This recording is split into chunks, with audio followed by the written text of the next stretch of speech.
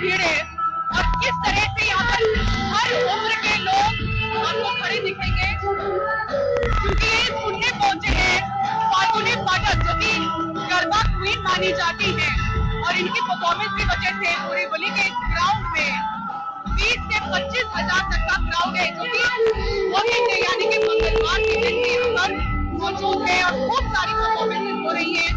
अलग अलग जगह से लोग यहाँ पर आए हैं, डांस कर रहे हैं ग्रुप बनाकर। जो यहाँ के आयोजक है उनका बताना है कि कोविड से पहले की तुलना में अगर देखें तो जो भीड़ है वो दोगुनी हुई है और आप देखें कई उत्साहित लोग यहाँ पर मौजूद है। उनसे बात करने की कोशिश करेंगे।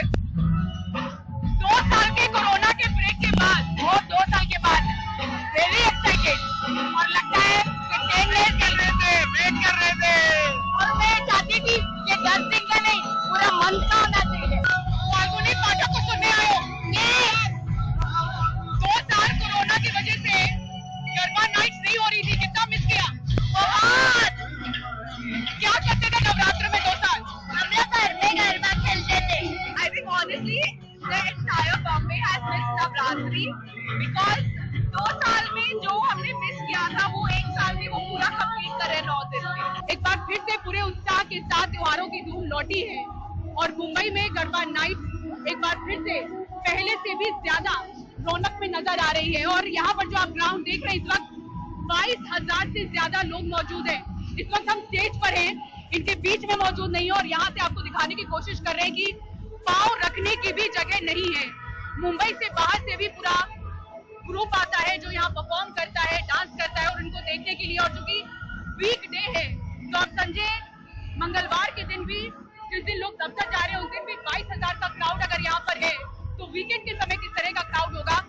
प्री कोविड यानी कि कोविड से पहले के समय से तुलना करें तो दोगुना यहाँ पर क्राउड नजर आ रहा है, ऐसा बताया जा रहा है। भीड़ बहुत बड़ी है और यहाँ के आयोजकों से हम बात करने की कोशिश करेंगे जो इस वक्त हमारे साथ है। सर, ये नवरात्र का दूसरा दिन है, मुझे नहीं लगता है कि कोविड से पहले जब भी मैं गरबा नाइट में आई हूँ तो इतनी भीड़ दिखी है। कितने लोग हैं यहाँ पर और कैसा उत्साह है इस बार? 20 से 25,000 लोग हैं और उत्साह बम्पर है। सर, 2 साल का कोरोना का ब्रेक था, कितना मिस किया, नुकसान कितना हुआ और भरपाई कितनी ज्यादा हो रही है इस बार? भरपाई डबल हो गया, डबल ही 4 गुना ज्यादा हो गया है। डबल हो गया। हम लोग लास्ट 8 साल से मैनेज कर रहे हैं, सो 8 साल से we are managing very well. We don't have any hassle up to this to managing any of them.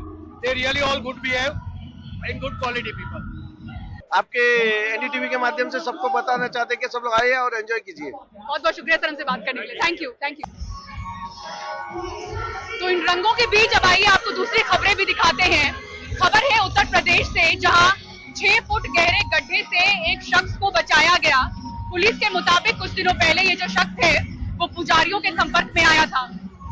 उन पुजारियों ने शख्स को बहला फुसलाकर ये कहा कि अगर वो जमीन के अंदर समाधि लेगा तो उसे सिद्धि प्राप्त होगी। उस शख्स ने पुजारियों की बात मान ली और जमीन में दफन होने के लिए तैयार हो गया। पुलिस ने सूचना मिलते ही शख्स को बाहर निकाला और पुजारियों को जेल भेजा। घटना आसिमन थाना क्षेत्र के ग्राम ताजपुर की है। ग्राम ताजपुर निवासी एक युवक जो कर्म कांडों में विश्वास रखता है, कुछ पुजारियों के संपर्क में कुछ दिन पहले आ गया था। पुजारियों ने उसे ऐसा समझाया, बरगलाया कि अगर तुम जब समाधि ले लोगे तो तुम्हें सिद्धि प्राप्त हो जाएगी। और नवरात्रि से एक दिन पहले जमीन गांव के पास ही जमीन में गड्ढा खोदकर उसे मिटा दिया और ऊपर से मिट्टी डाल दिया। इस घटना की सूचना तुरंत थाने पर पहुंची। थाना द्वारा तत्काल रिस्पांस करते हुए गड्ढा से मिट्टी हटाकर और युवक को शब्द से बाहर निकाला गया और इस कृत्य के आधार पर उन चारों पुजारियों के विरुद्ध समुचित धाराओं में अभियोग पंजीकृत कर जेल भेजा जा रहा है। बाकी जांच की जा रही है। और अब आइए बात करते हैं उत्तराखंड के अंकिता मर्डर केस की, जिसमें एक बड़ा खुलासा हुआ है। अंकिता भंडारी से पहले रिजॉर्ट के रिसेप्शन पर काम करने वाली एक पूर्व कर्मचारी ने इस मामले में आरोपी पुलकित आर्या पर कई गंभीर आरोप लगाए हैं। उसने कहा है कि पहले भी यहाँ लड़कियां लाई जाती थी और रजिस्टर में उनकी एंट्री नहीं होती थी, साथ ही यहाँ ड्रग्स का भी इस्तेमाल होता था। आपको बता दें कि 19 साल की अंकिता भंडारी की मौत के मामले में पुलकित आर्या समेत 3 लोग गिरफ्तार हुए हैं। वहीं एसआईटी की टीम दोबारा रिजॉर्ट पहुंची।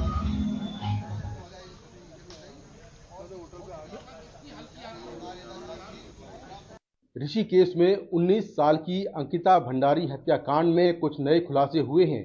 इस मामले में मुख्य आरोपी पुलकित आर्या के रिजॉर्ट वंत्रा में काम करने वाले कुछ और लोग सामने आए हैं। इनमें एक महिला और उसका पति है जो इसी रिजॉर्ट में करीब 6 महीने पहले काम करते थे। ये महिला मूल रूप से देहरादून की रहने वाली है, लेकिन अपने पति के साथ फिलहाल मेरठ में रह रही है। महिला का आरोप यह है कि वो अपने पति के साथ करीब 6 महीने इसी रिजॉर्ट में काम करने गई थी, लेकिन उसने वहां पर देखा कि किस तरह से वहां पर अनैतिक काम होते हैं। महिला को फ्रंट ऑफिस मैनेजर के तौर पर रखा गया था, जबकि उसका पति हाउस कीपिंग स्टाफ में था। उसके पति पर यह आरोप लगाया गया कि उसने रिजॉर्ट का एक स्पीकर चोरी किया है और इसी आरोप में पुलकित ने उसके पति की पिटाई की। उसके बाद उससे माफीनामा लिखवाया और उसके बाद उनको वहां पर बंधक के तौर पर बना लिया और करीब 1.5 महीने इन लोगों ने और काम किया। जो महिला है उसके मुताबिक वहां पर नशा जो है नशीले पदार्थ सप्लाई होते थे, जिसमें गांजा, स्मैक, चरस वहां पर आती थी और जो गेस्ट आते थे उनको ये सारा सामान सप्लाई होता था। महिला का ये भी आरोप है कि वहां पुलकित आर्या, अंकित और सौरभ लड़कियां लेकर आते थे, जो कि वहां पर जो गेस्ट थे उनको लड़कियां सप्लाई की जाती थी। महिला का ये भी कहना है कि उस पर भी ये दबाव बनाया गया कि वो गेस्टों को एक्स्ट्रा सेवाएं दे, लेकिन उसने ये करने से मना कर दिया। तो काफी गंभीर आरोप लगाए हैं इस महिला ने। आज उत्तराखंड पुलिस ने 3 महिलाओं के बयान दर्ज किए हैं जो कि यहाँ पर पहले काम करती थीं। इसके अलावा रिजॉर्ट के स्टाफ के बयान दर्ज किए हैं। इस पूरे मामले की जांच के लिए जो SIT की टीम है वो आज रिजॉर्ट गई थी। जो मौका वारदात है चीला नहर, वहां पर भी गई थी। बहुत सारे फॉरेंसिक एविडेंस कलेक्ट किए गए, तो इस जांच को आगे बढ़ाया जा रहा है। और उद्धव ठाकरे गुट को सुप्रीम कोर्ट से बड़ा झटका लगा है। चुनाव चिन्ह को लेकर चुनाव आयोग की जो कार्रवाई चल रही थी वो चलती रहेगी। 5 जजों की संविधान पीठ ने ये आज फैसला सुनाया।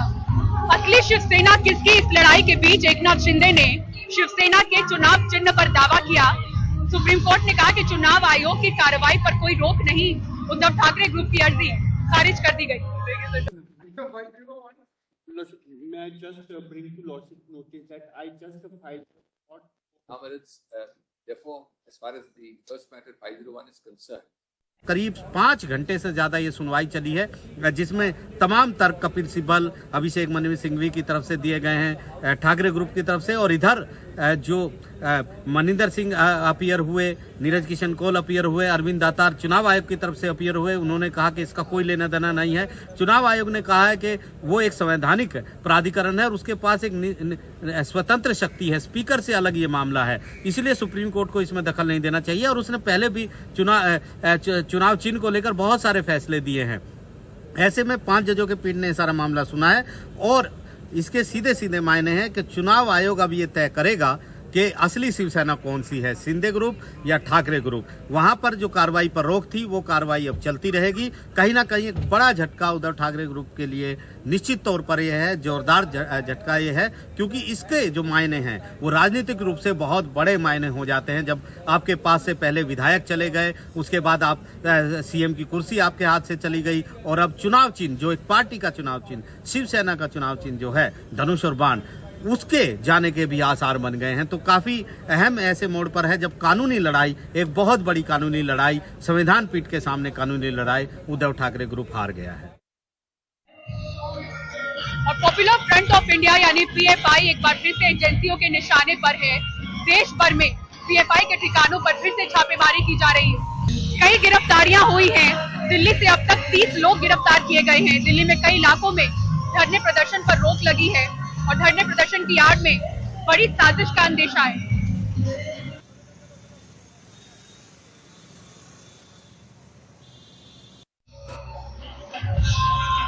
NIA के साथ महाराष्ट्र ADS और स्थानीय पुलिस ने भी PFI के लोगों पर शिकंजा कसना शुरू कर दिया है। आज सुबह से चले ऑपरेशन में करीब 40 लोगों को, जो कि PFI से जुड़े हुए लोग हैं, उनको हिरासत में लिया गया। इससे पहले महाराष्ट्र ATS ने 20 लोगों को गिरफ्तार किया था। राष्ट्रीय जांच एजेंसी NIA के बाद अब महाराष्ट्र पुलिस ने भी इस्लामिक संगठन पॉपुलर फ्रंट ऑफ इंडिया पर शिकंजा कसना शुरू कर दिया है।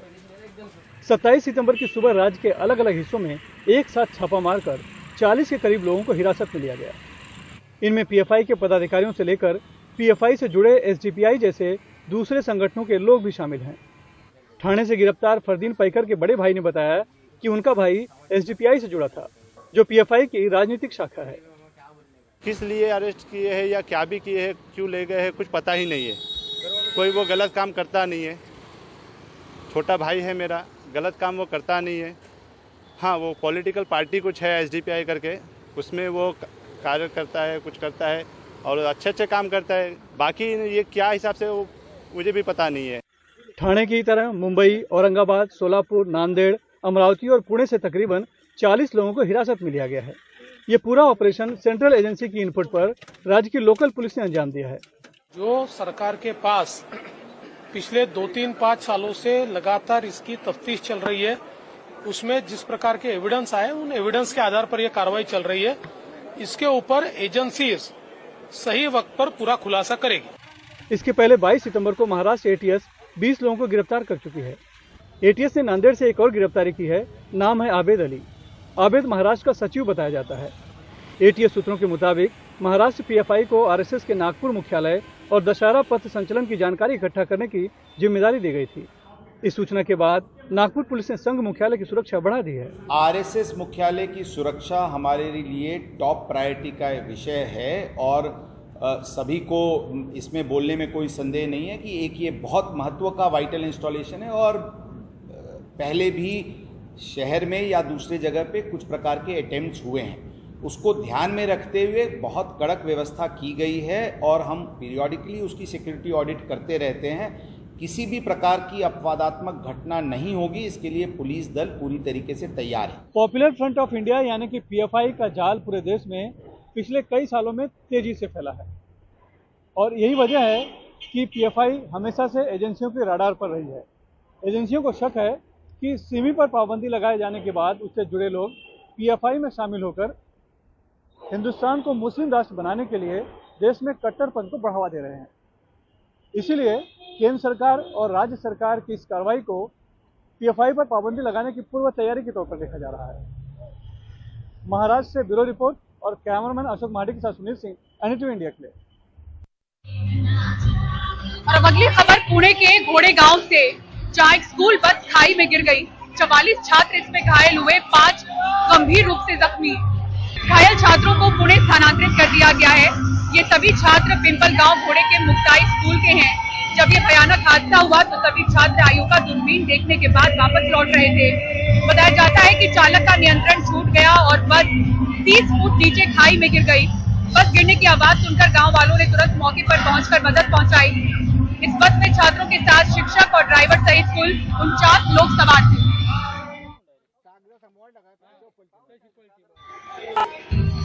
और अब अगली खबर यूपी के औरैया से, जहां अनुसूचित जाति के छात्र की शिक्षक ने इतनी बेरहमी से पिटाई की कि उसकी मौत हो गई।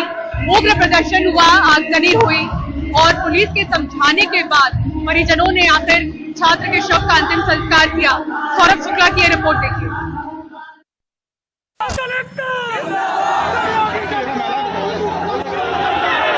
ये तस्वीरें यूपी के औरैया की हैं, जहां पुलिस की जीप जला दी गई और उस पर पथराव किया गया। बिल्डिंग से उतर के बाहर आ जाइए, ये अभी पूरी चली रही है, इसमें ब्लास्ट हो सकता है, आप नीचे आ जाइए। ये हिंसा 10वीं में पढ़ने वाले 15 साल के अनुसूचित जाति के एक छात्र निखिल की मौत के बाद भड़की।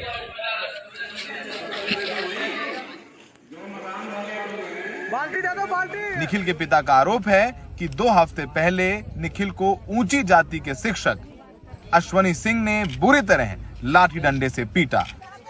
निखिल का कसूर सिर्फ इतना था कि उसने परीक्षा में कुछ जवाब गलत कर दिए थे। निखिल औरैया के एक प्राइवेट स्कूल आदर्श इंटर कॉलेज में पढ़ता था। पिटाई से निखिल बेहोश हो गया था और 2 हफ्ते सैफई के अस्पताल में इलाज के बाद सोमवार को उसकी मौत हो गई। मृत छात्र के पिता के मुताबिक आरोपी शिक्षक ने पूरा मामला दबाने और छात्र के इलाज के लिए पहले 20,000 फिर 30,000 रुपए दिए और बाद में आरोपी शिक्षक गायब हो गया। हमला बाजी मास्टर ने मारा था, उसी मिला चल रहा है। कब मारा था मास्टर ने? करीब मारा 13 तारीख को लगा। 13 तारीख को। फिर उसके बाद कहाँ ले गए? उसके बाद यहाँ दिखाया था इटावा। फिर यहाँ ले गए लखनऊ। लखनऊ के बाद फिर यहाँ ले आए। कहाँ पे? मौत कब हुई? मौत आज रात में हुई। इस पूरे मामले को लेकर सोमवार रात भीम आर्मी के सदस्य स्कूल के सामने छात्र का शव रखकर प्रदर्शन करने लगे। धीरे धीरे प्रदर्शन उग्र हो गया।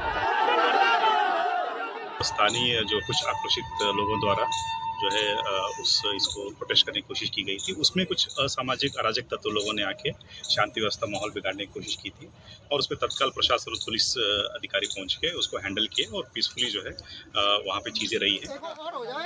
पुलिस के काफी समझाने बुझाने के बाद बड़ी मुश्किल से परिवार ने छात्र का अंतिम संस्कार किया। इन तस्वीरों में निखिल की मां औरैया की एसपी से मिलकर रोते हुए नजर आ रही हैं। अरेस्ट करने का 6 जगह दबिश दे चुकी हूँ। आपने बताया उसकी औरत को ले आओ, उसकी औरत उसके साथ फरार है। अगर आप चाहते हैं कि आप मेरे साथ बैठ के अरेस्टिंग करेंगे, आप मेरे साथ चलिए। आपको लगेगा कि मैं 24 घंटे से सोई नहीं हूँ, आप नहीं सोए हैं। आपका जब तक कष्ट आपका कष्ट है, हम जान रहे हैं उस कष्ट को। आप मेरी बात सुन लीजिए। मेरा आपसे सादर अनुरोध है कि बच्चे को और कष्ट ना दिया जाए और कृपा करके इस मिट्टी को ले जाए और आप सभी उसमें सहयोग करें। मेरे हाथ जोड़ के आपसे करबद्ध विनती है कि कृपया इसमें प्रतिभाग करें और बच्चे की अंतिम रैली है, आप इसको समझिए। इसकी अंतिम घड़ी क्या इतनी कष्टदायक होनी चाहिए। इस पूरे मामले में पुलिस का रोल अच्छा रहा, खासकर जो औरैया की एसपी हैं चारू निगम, उन्होंने परिवार के साथ काफी संवेदनशील तरीके से बात की। यही वजह है कि परिवार ने भी पुलिस प्रशासन की बात मानी है। इस पूरे मामले में पुलिस ने आरोपी शिक्षक के खिलाफ हत्या का तो मुकदमा दर्ज ही किया है, साथ में उसमें SC/ST की धाराएं भी लगाई हैं। औरैया में सहयोगी अरशद जमाल के साथ दिल्ली में सौरभ शुक्ला, NDTV इंडिया।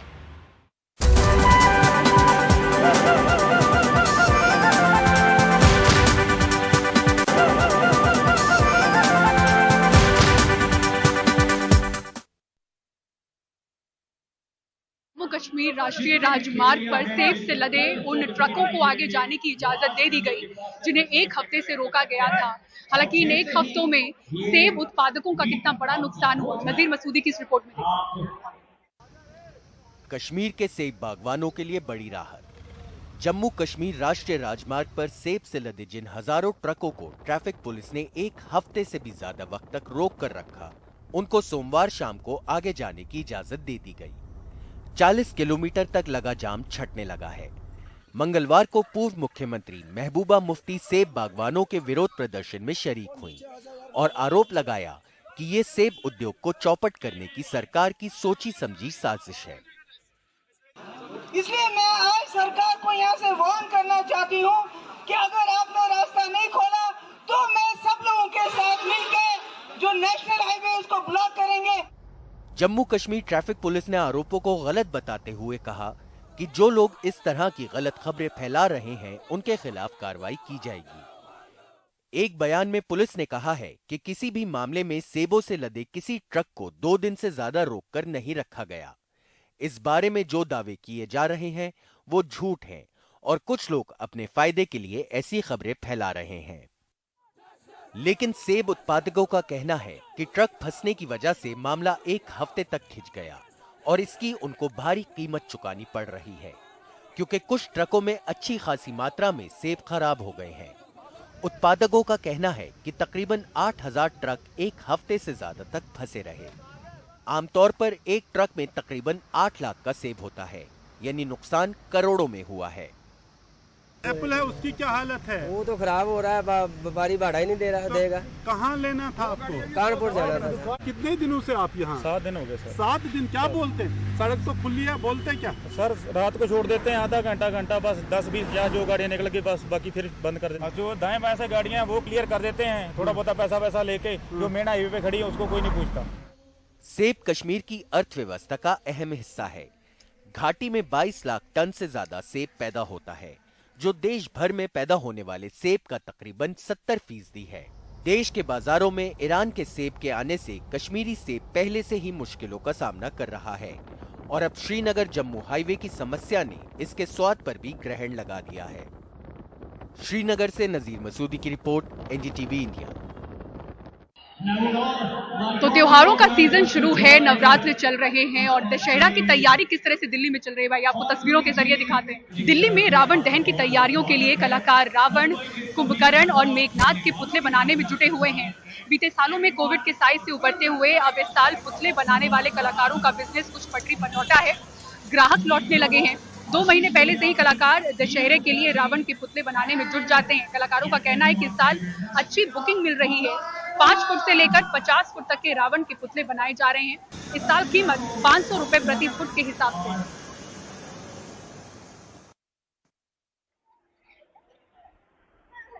और आज दुनिया भर में पर्यटन दिवस मनाया जा रहा है। मुंबई में भी राज्य पर्यटन विभाग ने रंगारंग कार्यक्रम का आयोजन किया। दिखाते हैं आपको इसकी एक झलक।